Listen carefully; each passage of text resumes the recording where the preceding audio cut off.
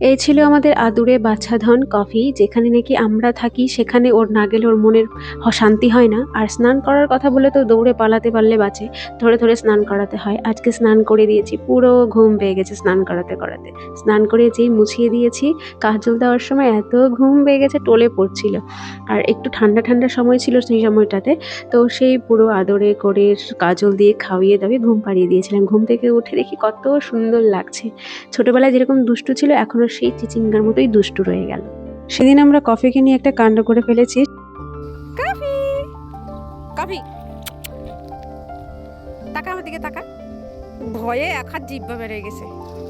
আমি আর রাজ নৌকা চালাতে গেছিলাম, আর কফিও পেছন পেছন গেছিল, তাই রাজ ওকে জোর করে ধরে নৌকায় চড়িয়ে দিয়েছে। ওর অবস্থা ছিল দেখার মতো, এক হাত জিভ বেরিয়ে গেছিল, এত ভয় পেয়ে গেছিল। তারপর একটু আদর করছিলাম, তারপর একটু কমফোর্টেবল ফিল করছিল।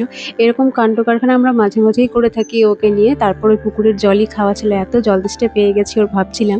তারপরেই তো চুপ করে মহারাজের মতো বুক ফুলিয়ে দাঁড়িয়েছিল, ভাবছিল কখন নামাবে। কফিকে নিয়ে আজকে ভিডিওটা এই পর্যন্তই, দেখা আছে অন্য আরো একটা ব্লগে।